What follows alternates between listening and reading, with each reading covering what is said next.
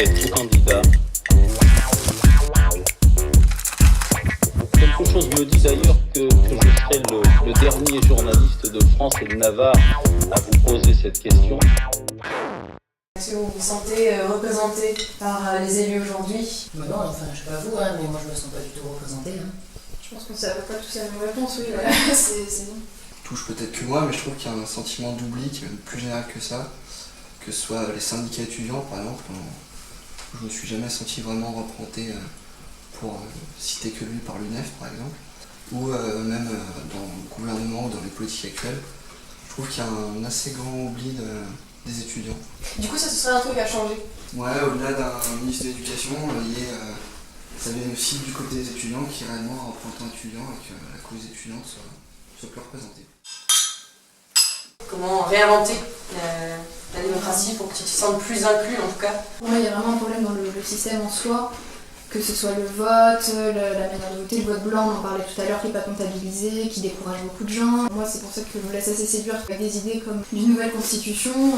Et je pense que, je sais pas si ça résoudra les choses, mais au moins on aura essayé avec un collectif de citoyens, comme disait Elsa, peut-être qui pourrait vraiment porter la voix des gens d'en bas, entre guillemets. Oui, donc le tirage au sort, où par exemple on fait un collectif de citoyens et on les met par exemple comme une liste en fait, et on les présente, est-ce qu'on pourrait faire ça au niveau national? Alors national, pour en arriver au national, il faut commencer par le local. Peut-être un jour. Et qu'en fait, les gens, à partir du moment où on leur redonne, où on les prend pas pour des imbéciles et on leur donne la capacité de s'exprimer, on se rend compte qu'ils sont tout à fait capables de prendre des décisions intéressantes dans le débat quand ils réfléchissent tous ensemble. Ce sera pas pour aujourd'hui. C'est un peu utopique. C'est utopique, ouais. Je pense que c'est un peu utopique. Je pense qu'il faut commencer par le réintégrer doucement dans le processus politique. Le citoyen, ouais, il faut le réintégrer. Je pense que le référendum est plutôt une bonne chose. Voilà, il faut qu'il ait le droit de s'exprimer à travers le vote pour plus de sujets, parce que là, un référendum, on en a tous les combien? On en a tous les 5 ans. Un référendum d'initiative citoyenne. Oui. T'as entendu parler? Non. C'est un référendum qu'un certain nombre de citoyens, sans aucun politique, peuvent décider de faire appel aux Français sur une certaine question. Ils ont ça en Suisse, par exemple. La question du revenu de base s'est posée. Il y a eu assez de citoyens qui ont signé pour dire, un peu comme une pétition, oui, je veux un référendum. Ils ont pu, à l'échelle nationale, faire un référendum, mais à l'initiative des citoyens. Vraiment, ma vision plus lointaine, c'est arrêter complètement la représentation.